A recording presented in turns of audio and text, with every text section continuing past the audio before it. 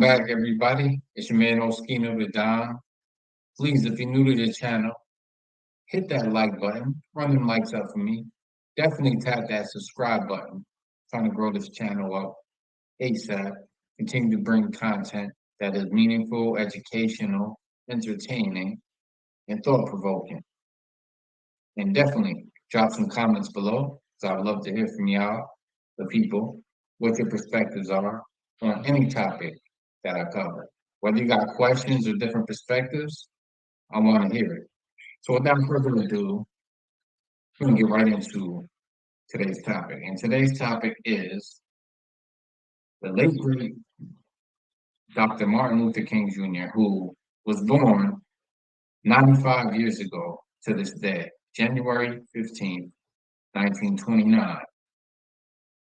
A very admirable and honorable man who was one hell of a speaker, may I say, and believed that his people should be treated like human beings. Just to keep it simple. I'm not going to get into the whole soliloquy of who and what Dr. Martin Luther King Jr. was as a man and what he represented.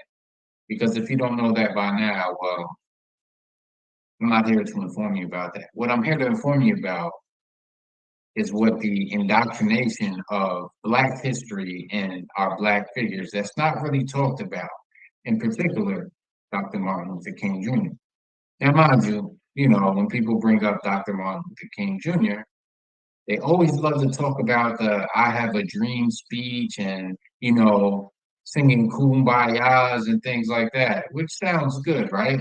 But, you know, got assassinated 1968? Yeah, 1968. And while he was alive, he was not celebrated. However, his birthday is now celebrated after he passes. So to me, I already find that funny. I don't think it's something to actually celebrate because if he was alive, still to this day, which obviously for obvious reasons he's not alive, because he was fighting the system. It may have been the quote unquote non-violent way, but there's also stories, people that were close to him, that if it came down to defending himself, that he would do so. Make no mistake. Now, there is a quote out there that a man by the name of, what's his name?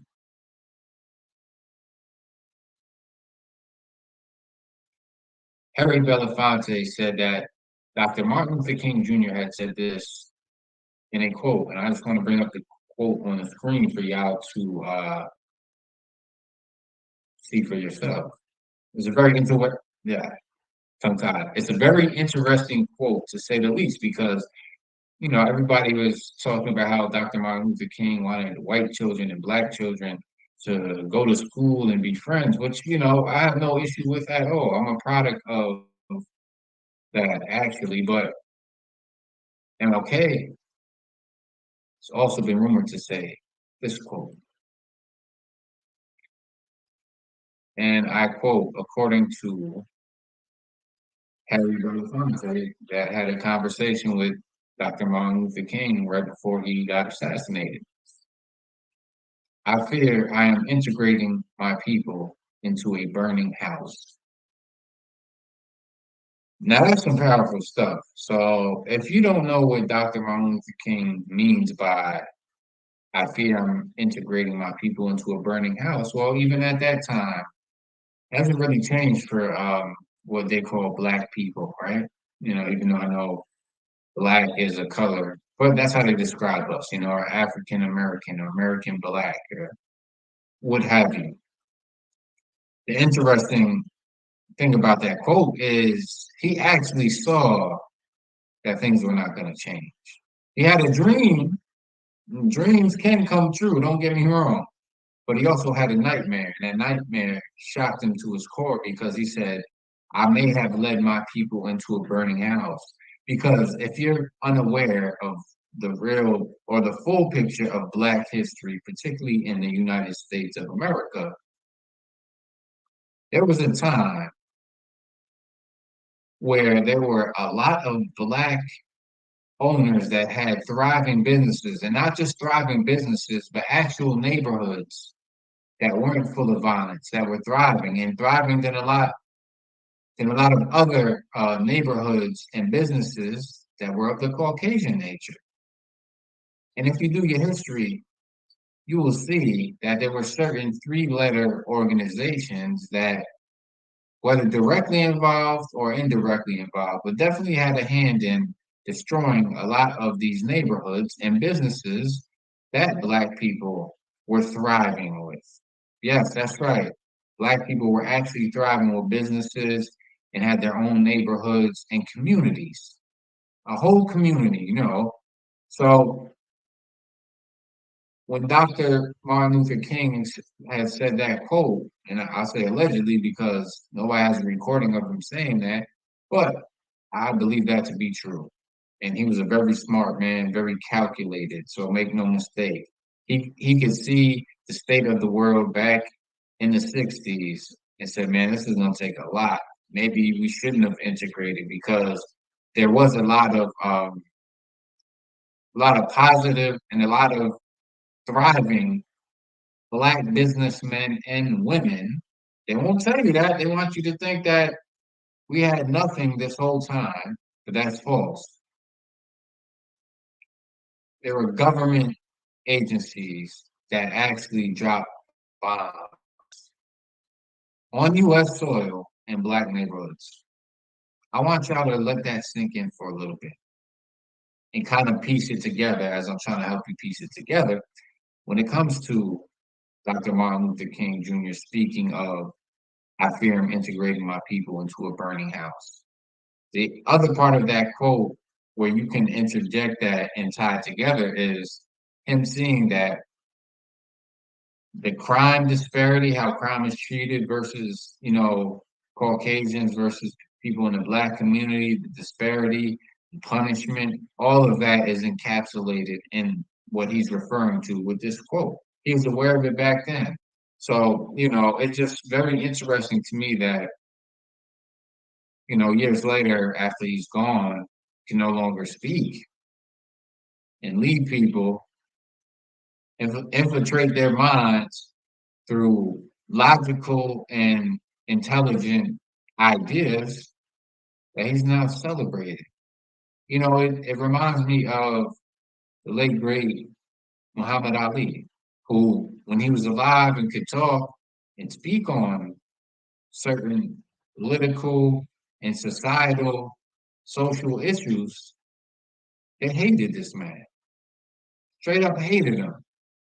But when he came down with what they were calling Parkinson's and he could no longer express himself so eloquently the way that he did, the way that we all know he did at one point, all of a sudden he's getting celebrated.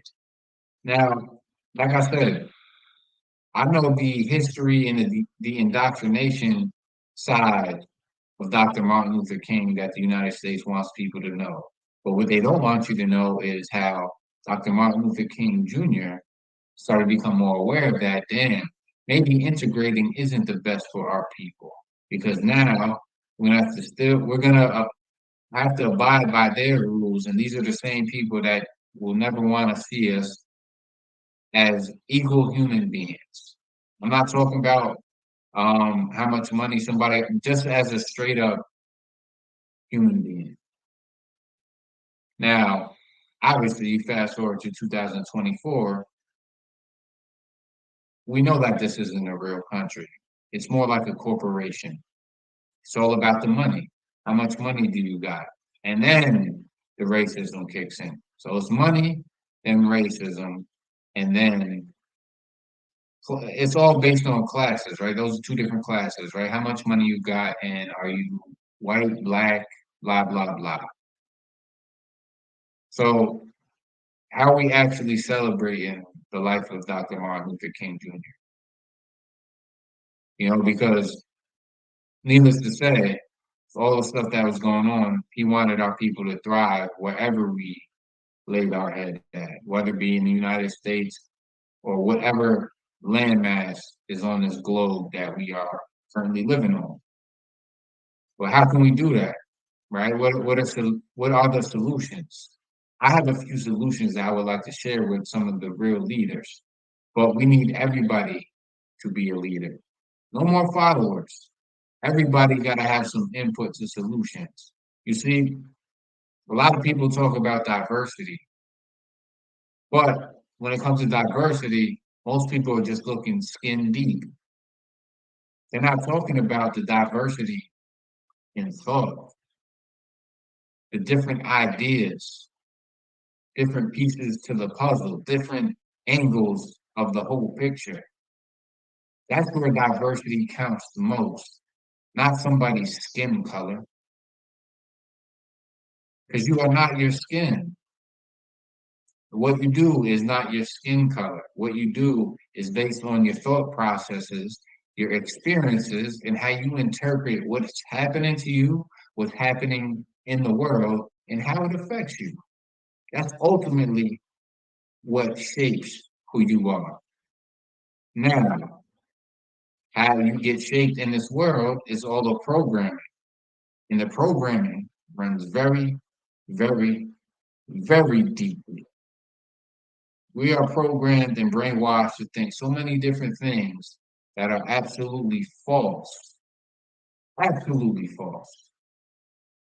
And this inherently affects our reality and how we deal with other people who may look different, who may live their life differently, and use that as an excuse to treat them less than human beings.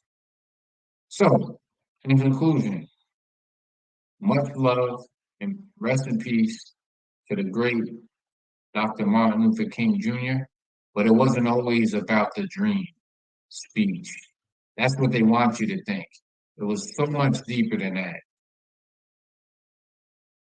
Dr. Martin Luther King, I believe in my heart of hearts that had we never integrated, but we can make it and have our own, he would be all right with that too. You see? But that's one of the things that I love about Dr. Martin Luther King Jr. He knew what the reality was, but he fight and he fought to change it. He fought to change and to implement a vision where even if we didn't integrate, that we could still do business with people of different backgrounds and races and have the commonality to treat each other like a human being. I'm gonna leave it there, and I hope you guys enjoyed this video. Please run them likes up. If you haven't subscribed, please click that subscribe button. I'm really trying to grow this channel, and I can't do that without the subscribers. And I love y'all input. Whether you agree with me or not, I want to hear from you because, like I said, the most important part of diversity is diversity in thought. So it's all about waking up the minds and showing everybody your perspective and how you see things. This way we can get the whole picture instead of just one picture that's painted the same by different skin colors. The skin color is so small when it comes to diversity. Now, diversity in thought, now you're talking about something. Now you're talking about solutions. Now we can change the world and take it back so that humanity can thrive. Please hit that like button, hit that subscribe button for sure, and drop some comments below.